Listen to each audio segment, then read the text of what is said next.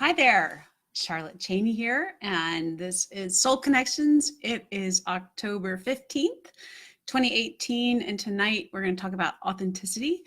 And this is a very hard topic. Hard meaning it's just got a lot to it, and I could probably talk on it for days, but I just did a lot of thinking and accumulated a lot of information, and I'm just going to come out with whatever comes out. So, authenticity is what I've learned as I've been thinking about it and studying it is really the antithesis of popularity. I think if you're authentic, you're probably not seeking popularity. You're not seeking, hey, Barbara, good to see you. Um, you're not seeking popularity, you're seeking authenticity. And I think about my own life and the hard decisions that I had to make to be authentic to myself. So, first of all, I came from a place of inauthenticity because I wanted to stay in my marriage. So, my previous marriage, I was living in a complete facade, and I didn't want to let it fall. It was the structure that I was comfortable in, even though I was miserable, if that can make sense to you. It was still a comfort zone. But if I let it fall, if I stepped out of it, if I brought authenticity to my life, it was all going to fall down because everything I had set up was based on inauthenticity. It was based on a facade. And so I'm sharing this with you because I know there's so many people out there who are living in a facade. And I've been there and I see it, and people share with me all the time their situations. And I just want to be like, go move out, do something, change your job, do whatever you need to do. So you're in a situation where you're loved and cared for, but that's just not always the case. And I see why people stay in a facade, why people stay inauthentically in their lives. And I think it's a lot to do with money. They're going to lose their financial situation if they leave, or if they are honest. They perhaps are part of a big social group that they've allowed their facade to become this social group, and if they were to be authentic, their social group would crumble. And so, it's hard to say, hey, this isn't a real social group, these aren't really my friends, if it's going to crumble if I'm authentic and tell them that I'm unhappy. But it is what people know. And so there's money, there's people, there's church, right? There's some churches, I hate to say it, but they love a facade. They love to look perfect, and they'll bring things in and look authentic. But the reality is, no, they're not willing to be authentic. They're needing to keep a facade, to keep membership going, to keep things supported, right? And so that's a big deal. So anyway, what I've learned about authenticity is, to be authentic, you need to accept yourself for who you are. And that is so difficult, particularly as a woman, but I think maybe for everyone, to just say, I am who I am. And I was listening to my pastor's sermon this past weekend, and he's 5'5" and a half, I think is what he said. And he was talking about how difficult over life that's been to not be a super tall guy. And but I could see, as he spoke about it, how he had accepted his height. It's not anything that can change. And so, that was really being authentic in himself, and just saying, it's not been easy. This is not maybe the height I've wanted to be, but this is what is, and I'm receiving it. So he's being authentic to himself. And so really lessening our criticism of ourselves. We can be so critical of ourselves, can't we? I am the queen of self-criticism, which I really have to work on all the time. I was with my stepdaughter today, and she's a freshman in high school, and wow, what a big step that is when she goes to public high school, and stepping in there as a freshman and dealing with all these different personalities, and how difficult to be authentic in that situation. And so, um, but she had said something, well, I'm so blank, and she put a label on herself, and I thought, no, don't do that. We do that, but that let's not take that label and put ourselves on it. Let's stand up against it and say no. And I explained to her, I'm like, this is really hard when you're a freshman in high school, but guess what? It lasts. We're constantly battling the idea of what other people think of us, and wanting to fit in and wanting to be accepted. Um, I just, when, one of the most liberating things in my life was when I understood the fact that I have ADD, and I embraced it. All my life, I had been, if it had been me or other people in my life trying to change me, to make me different, to make me more like everyone else, to fit in a box. And that, was not going to happen. I am who I am. And when I could finally accept it and say, hey, I have ADD. I'm probably never going to be able to blank. So um, that was so liberating to me. So I wonder if you have something in your life that may be different from other people, that maybe you felt sort of self-conscious about, or I'm a little different this way, or I don't know what people think about me with this way, but rather you could just say, wow, God made me this way, and it's different. And I embrace it. And one thing that's unique for me today is I'm married to someone who loves my creativity and my brain and my authenticity, and gives me a very safe space to be myself. And when I do things very different than other people, I'm in the kitchen and I'm talking to the ingredients of the food or something like that, he doesn't make fun of me or tell me that's not normal, people don't do that. He loves me, and that's very, very safe for me to be myself. So when I talk about my SEEP program, one of the things I talk about is environment, and making sure you're in an environment where it's safe to be you, and you're unique, and not everyone's like you.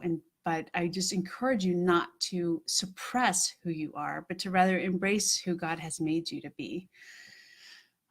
Your hobbies and interests are going to be different than other people, and you're going to need to be authentic in that. I was just thinking how I've been authentic to myself recently. And um, this is an example. The game that's really popular right now, Cards Against Humanity. I've never played it, but I've seen it played. I've heard it played, and it makes me cringe as a human being, as someone who's a very caring person, and I love to build people up, and I love to inspire people, to hear these cards designed to hurt people. And I know it's a game, and so I'm not really, please don't take it, I'm judging you if you love this game, but I don't. And I just made a decision yesterday, and I said it out loud, and I said, I'm not going to have that game in any of my homes. And when the last time we had a group of kids together in our home, and they were playing and they were having such a great time, and I didn't have the courage to stand up for what I felt, which was, I hate this game. I think it's damaging to society. I think it's mean, and I think it makes people callous to treating other people well. And I was not true to myself. I didn't say it, and I let this game go. And now I'm standing up and I'm saying, no, I'm not having this game in my house anymore. I don't like it. So I actually went out, I got a different game. It's called, I don't know, but it's different, and it's got a little love on it. So it's a connection game. I'm sure the kids won't like it as much, but I can't have that other game. But I'm being true to myself. I'm being authentic, and that's liberating to me, even though it's not popular. So your self-esteem, making sure that your self-esteem is in check. Do you need to talk to someone? Do you need to pray? I think one of the healthiest things for my self-esteem has been learning who I am in God's eyes. I am his daughter. He is my father. He is a king, so I am therefore a princess. And hi, Nancy. I can embrace who I am in God's eyes, and it helps me a lot when the devil is coming up and reminding me of things people have said to me before, negative, or times I've failed in the past, different things like that. And so I really can spend time with God. I can just take some, whatever self-help things I need to do, being around authentic people, being around people that have things in common with me so I don't feel self-conscious about how I am. Maybe there's a group of people in the world that don't like Cards Against Humanity, and I could go hang out with them so I don't have to be like, oh my gosh, I'm like a total loser mom because I feel this way, but I do. I'm gonna be true to myself. So another way to be authentic would be to get in touch with yourself, know yourself. Who are you? How do you feel? And that is exactly what my the lights are kind of crazy, but they always are, aren't they? This is my soul work journal, and this is really for you to get in touch with yourself. How are you? Who are you? What do you believe spiritually? How are you environmentally? How are you emotionally? Physically, how are you caring for yourself? And so this is designed for you to connect with yourself, so you know yourself, so you can be authentic to yourself. You want to be present in circumstances. Trusting your intuition is one way to be authentic. Now, I know from experience, if you're in an emotionally abusive situation, or you're in a situation where you're not doing what you should be doing, you're going to just stuff your intuition down. You're not going to listen to your gut. You're going to be stuck, and you're not going to feel grounded in making your decisions. You're not going to say, well, I'm doing this, like for example, the Cards Against Humanity. I'm doing this because I know how I feel about people. I know that one of my passions is people, and that game is diametrically opposed to it. And so therefore I can tell you why I'm not going to have it in my house. I can say solidly. So I know who I am and I know what I believe. And that has taken work. That's not just something you're just born knowing. It's because I've taken time to get to know myself. I've taken time to learn who I am and how I feel, and my priorities, and understanding that my relationship with God comes before all things. Isn't this a pretty mug? I got that at Wegmans. So trusting your intuition, um, expressing yourself. So Tiara, I've been waiting for you, girlfriend. Expressing your feelings. And I'm going to share a little bit of an example with you with that. So my family does not have sales people in it for the most part, other than one of my cousins. So there's not a lot of sales in it. And my family in general tends to look at sales as though, oh, you're coming in and trying to take something of mine. They've got a real defensive. And please forgive me if I'm lumping my family members into something, but just in general, this is the case. So Brian came on the scene about 5 months after I left my former husband. He's a salesman. He's in sales, and the likelihood of the man of my dreams coming into my life about 5 months after I've left a man I was married to for 23 years is very, very unlikely. And so my family was pretty skeptical. Not all of them, but certainly some of them were. And that was not a very easy transition. First of all, I had been married to my previous husband for 23 years. I'd been together with him since I was 19, off and on. And it was a big part of our lives. And all of a sudden, this salesman comes in and says, I love your daughter and I want to marry her. And I'm going to just, be the perfect guy for her. And, I think there was some skepticism in my family. Well, this skepticism seemed to have lasted even after the wedding and even after the marriage and the family and the life began. And it was very painful for me because I could feel it. With sales in my family can be like snake oil salesman. That's what my family tends to think of sales, I think. And so I felt like my family thought I was married to a snake oil salesman, when in reality I was married to someone who loves me very much. And I had to take a stand, and I had to stand up to someone that I love very much in my family and say, hey, listen, I understand how you feel, but this is the truth. And it was very difficult for me to make this stand. And it was not a popular thing I did. And that person could have gotten angry with me, could have written me off, could have shunned me, I don't know.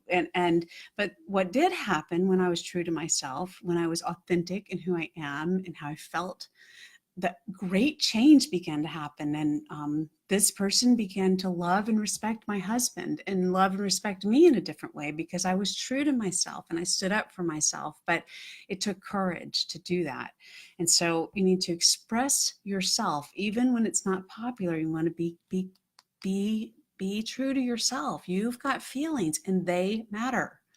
And you need to be in an environment where you can speak. I mean, I'm not saying that you go out and you just just blurt out how you feel all the time. We want to have discernment, particularly, Christian, right? You want to have discernment with what you say, but also what you feel matters. And I want to make sure that you are in a situation where you feel comfortable expressing yourself. And if you're not, you need to step back and take a look at that and say, hey, what needs to change here so that I can express myself?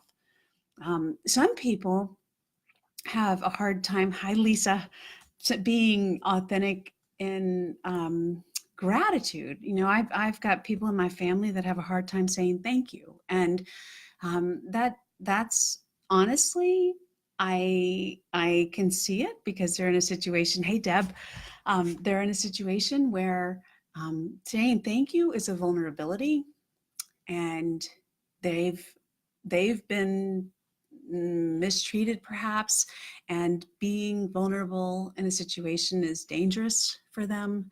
And so like, can you do that? Are you in a situation where you can say thank you, where you can express questions, where you don't have to be the know-it-all in the situation, but you can be vulnerable? That's very, very important. You want to make sure you're in a situation to do that.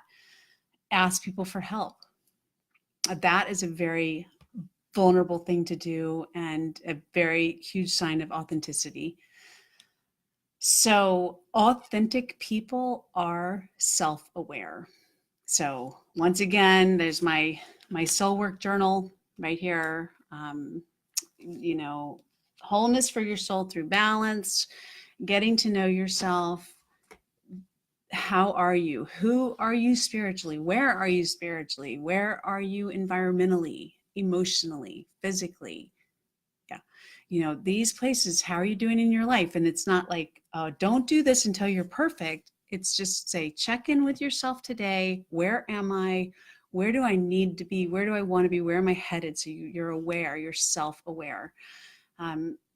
So there's the flip side of being authentic is being inauthentic. And so I did a little bit of research on how to describe someone who is inauthentic. And you very well may know people this. I know I certainly do. Inauthentic people tend to blame others. They want to hide their insecurities. And so they'll focus on someone else's insecurities. They'll blame other people. They're not able to show vulnerability. They're not able to apologize. They're not able to ask questions or learn. They don't learn from their mistakes. They're just, this is how it is. And so some of these qualities will show up in someone who is authentic in other areas. So it's not quite black and white, but these are just some ideas of when you might be dealing with someone who is not authentic. Check out, is that someone who is able to apologize, someone who is able to ask questions or be real? Inauthentic people are not vulnerable whatsoever. Sometimes people start taking on inauthentic qualities. So maybe you've got an authentic person who is sort of acting in an inauthentic manner, and that could be because they're trying to save something, they're trying to earn something or win something, and that's very dangerous. And I know I've been there. So I think I have been pretty authentic, but I got into this marriage where I could no longer be authentic, and I was taking on inauthentic qualities to hold my family together. And so that can be very dangerous. And so you don't want to be doing that, and just be mindful of that. Inauthentic people are often full of themselves. they're showy, they want to look great, they want to look perfect, they want to look flawless. They're not they're not saying, hey, I need to grow in this area, or not asking for prayer or anything like that. In general, they tend to be manipulative and judgmental, and they want to gain control over a situation. And that's kind of where that comes. They like to build themselves up by tearing other people down. And that is often where we would see passive aggression. Passive aggression, in case you don't know, or you probably do, is just when somebody can really hurt you, but it's very subtle and it's very indirect. And maybe other people in your environment don't even see it, to the point where you could be like, wow, that person's hurting me. And they'd be like, no, they're not. They don't even see it, but it. It's between you and that person's passively, aggressively hurting you. And that is not something you need to be tolerating whatsoever, ever, ever. If you are experiencing passive aggression, you need to step out. You need to tell someone. Tell someone. You need to tell someone it's not acceptable, because you'll get very sick. I've been there. A inauthentic person is going to withhold their emotions. They don't know what it's like to be true to themselves. One thing I love about my church is I feel like it's very, very authentic. We have this incredible praise team, and the music and the sound is just so powerful. And you've got this very professional music team going on, and then periodically you'll see one of the singers just have to turn her back to the audience as she just sits there and weeps, because that she's been so taken with emotion. And I love that. That is true authenticity. That is like not saying, hey, I'm on stage here, I've got this whole church watching me, plus people on camera and everything, I can't be real here. And it's somebody that's saying, hey, I'm going to be real, I'm going to express my feelings. So an inauthentic person will not do that. They will not express feelings, although they might cry on occasion to manipulate you. They have kind of unrealistic perceptions of people and things, and just not in touch with, like, that's a real person or that's a real thing. And just, everything should be perfect, everything should be unrealistic. So they are interested in collecting things and not really people in their lives. And so they don't really have deep connections with people. They don't have long-term friends that are very deep and connected. They're seeking applause. They might do something that's kind, but often it is self-centered. They want to people to say, oh, you did such a great job because you did this. So they're not doing it for the good purposes. So let's see. I think social media is one area where authenticity is really strong, and inauthenticity is really strong. I think people look at other people's social media and they start to feel bad about themselves because everybody's putting their good stuff out there, right? I mean, you don't have the flu and you're vomiting in the bathroom, and you're not putting that on social media, hopefully, right? And so when that's happening to you and you're looking at other people's social media, you're like, wow, they never have this. They always have good days. No, they don't. They just are choosing not to share with you that their father was killed in a car accident yesterday, and we know how that feels, or whatever. I don't know, but people have lives. They just don't put everything out on social media. So it's very important that we understand that and say, hey, that's not real. Those are just the highlight reels of people's life. So their last weekend was National Coming Out Day, and I know for a lot of Christians, be like, oh, that just makes you want to cringe. But to be honest with you, there's an authenticity to that. If somebody needs to be true to who they are, and even if it's not a popular thing, and even if a Christian is dealing with something that is not biblical, but it is who they are, we can still, it's okay to be true to yourself. And I would be so sad to think that somebody is withholding who they are because they're afraid of judgment. So anyway, authenticity is very, very important, and inauthenticity is very common. And so many people are living in lies right now. And it's just a lot of courage to be real. It takes a lot of courage to be true to yourself. And you need to have a relationship with God, because you're going to face opposition. And I'll just give you an example of one of the biggest times that I was authentic was in my former marriage, when I had reached the end of it. I couldn't take any more of it. And I had I had grown up in a home. My parents divorced when I was 5, and I was living this lie, told myself this lie that, if my parents hadn't a divorce, then my life would have been perfect. Well, that's not true at all, but I chose to believe that for a large portion of my life. And so one thing I was never going to do was get a divorce. And so when I needed a divorce, I'm like, no, I'm not getting a divorce. My parents said I'm not doing that to my children. And so I clung to that promise, despite the fact that I was bringing massive destruction to my home. I thought, well, if I keep this family together, if I keep this whole thing together, that's the right thing to do. That's God's will, right? God's will is for me to be married. I took a vow in front of him. God's will is for me to be close to my mother. God's will is for me to be close to my child. So even if it's not a very true relationship, even if it's not authentic, I'm going to keep it together. I'm going to lose, hi Trisha, I'm going to lose myself fully to hold this thing together.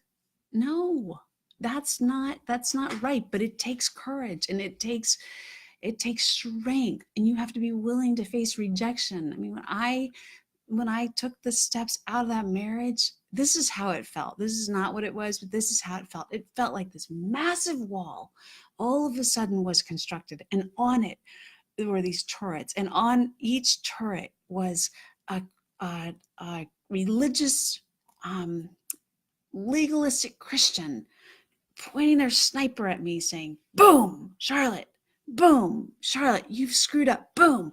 They come to me, Charlotte, how could you do this? My daughter looks up to you. Charlotte, yesterday we had you signed up to lead our weight loss Bible study and to MC our Mother's Day event, and you were doing great on our building committee, but we can't have you anymore. You can't be here anymore. We need you to leave.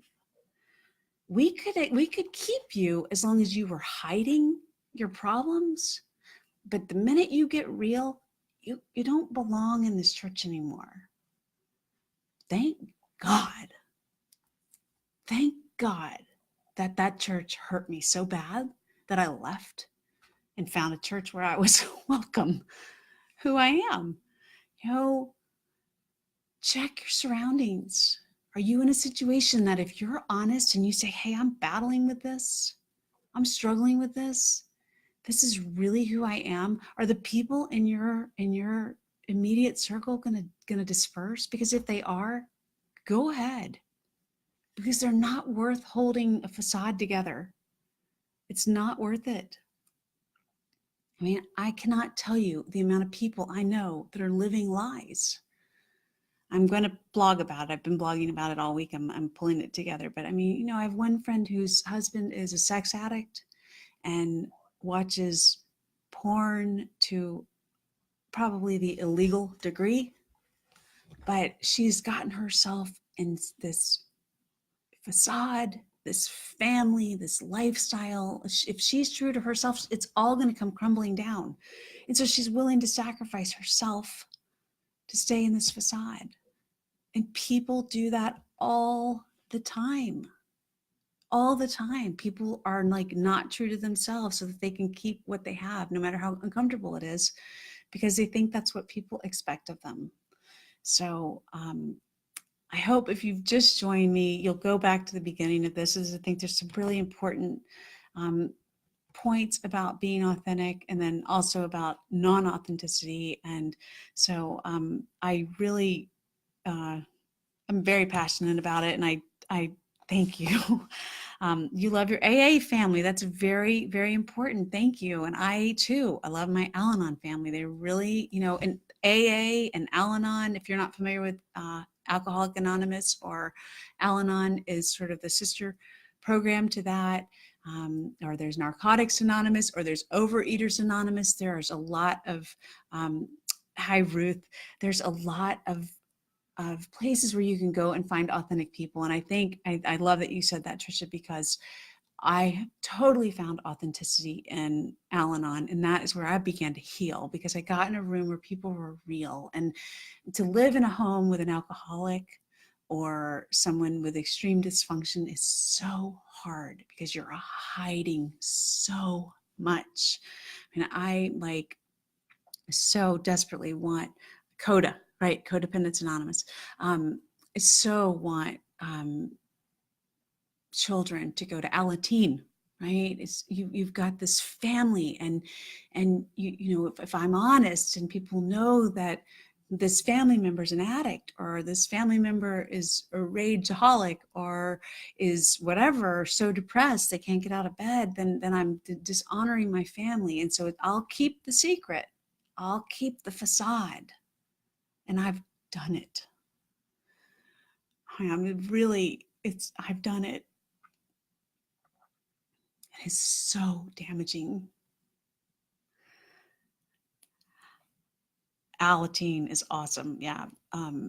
So I am going to just stop here, because we're at the half hour, but I'm just going to take a minute, and I'm going to pray for you all, and for whatever God hopefully has spoken through me to you, because the devil has been on my tail all day long. I'm sure it is about this. So I hope that somehow something was said here today through me from God to you. And I'm going to pray right now.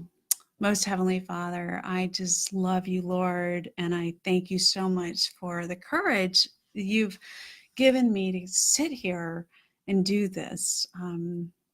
It may look easy, Lord, but you know very well it's very hard to push go live on my computer and to sit here and talk and watch people come in and out, Lord. But I do it because you've called me to do it. You've called me to be authentic. You've called me to choose you over popularity. And because you chose me in all my sin and all my wickedness and all my bad thoughts and bad actions and lies and all kinds of stuff, Lord. You love me just as you love every person here, God. We are your creation. You designed us, you formed us, and you placed us in our mother's wombs, Lord, and we have all sinned against you. We have sinned against you in our thoughts and in our words and in our deeds, God, but you continually love us, Lord. Thank you, God.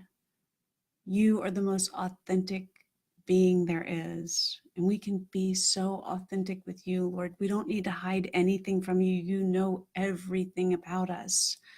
Lord, you know our deepest thoughts. You know our deepest secrets, Lord, and you still love us. Help us to love ourselves enough to be true to ourselves, Lord. And Lord, I pray for anyone who's watching, who is living in an inauthentic situation, whether it's a job, a home, a relationship with a family member or a friend or something, Lord, that you would just speak into that person's life right now. Whisper to that soul and say, I've got you. I love you, and I will hold you as you walk out of this. And yes, your world is going to crumble. And you will not know what lies ahead. But what you can be assured of, friend, is that Jesus and God are going to be right there with you, holding you and using you. That's the most wonderful thing, God. I praise you for using me, for being authentic and just taking every authentic thing I've done and using it to bless other people, God. And I know you have a plan for each of us, Lord. So I just ask that you bless these people, God. wholly and fully, Jesus, and bring them to fruition and to full wholeness of the people that you have designed each one of us to be. In your holy name, amen. Um, thank you for being here, and thank you for commenting, Trisha. It was really fun to hear from you, and come back next week. And I don't know what I'm going to talk about yet, because I'm going to really kind of go back to letting God lead my topics, and this is where he's leading me today. So I'm going to put a blog post out this week. If you're not on my mailing list, sign up. You can go to charlottesoul.com and sign up for my mailing list, and I'll send you my blog. I'm trying to do it weekly, but it doesn't always happen. But I've got this one coming out, and hopefully it'll be pretty powerful. So I love you guys. Take care. Thanks, Deb. Thanks, Ruth.